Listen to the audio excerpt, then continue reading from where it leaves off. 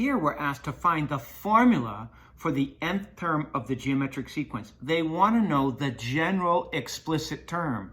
Well, again, I love to make a little scoreboard. This is the first one I come to, so I'm going to call it A1. A1 is 5. Let's figure out what R is. 15 divided by 5 is 3. 45 divided by 15 is 3. They tell us it's a geometric sequence, so I could have just been satisfied with 15 divided by 5, but I like to cross my T's and dot my I's.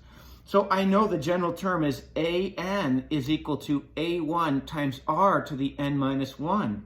So the general term of this explicit formula is 5 times 3 to the n minus 1.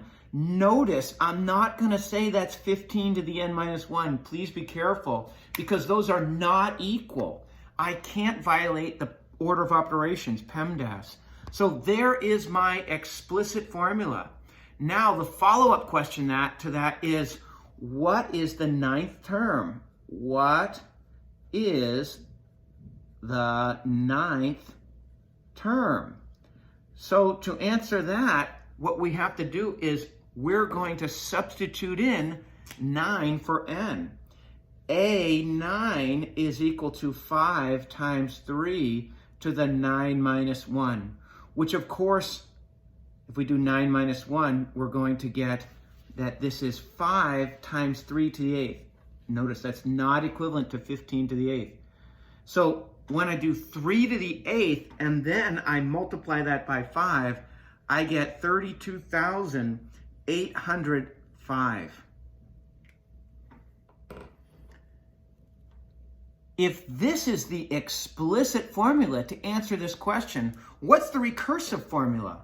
Well, one way to do that would be to say AN is equal to the term before it, n minus 1, times the common ratio, provided that we start with, I don't need a semicolon, start with A1 is equal to 5. So this would be a recursive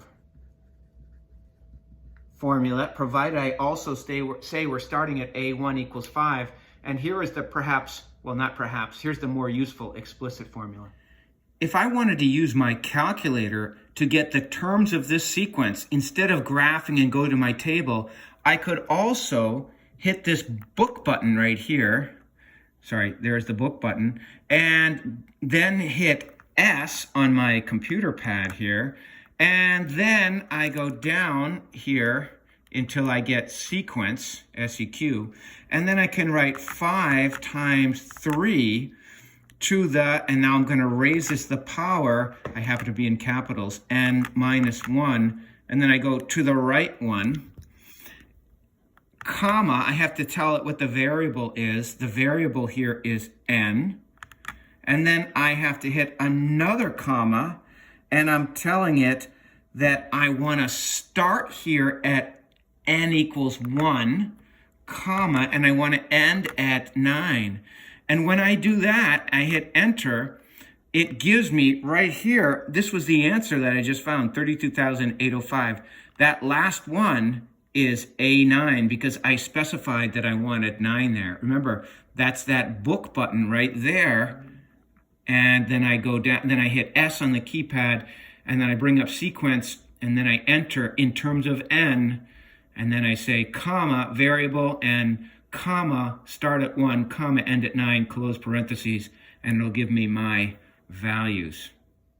When I had an arithmetic progression or an arithmetic sequence, general term AN equals A1 plus n minus 1 times D, and I clean it up by distributing and combining like terms, and I get something like AN equals 4n plus 3. Now that's n to the 1. I said that's the telltale sign that we had an arithmetic progression.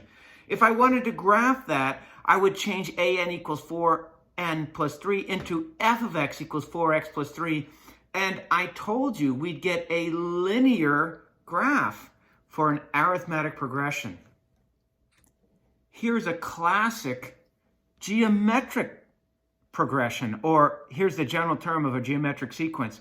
AN equals A1 times R to the n minus 1. Now, that's in terms of n. If I wanted to graph it, of course, I have to translate it into a function defined by x. Now, if I have this, I am going to get a curve that is exponential. It's no longer linear, but it's going to be an exponential curve.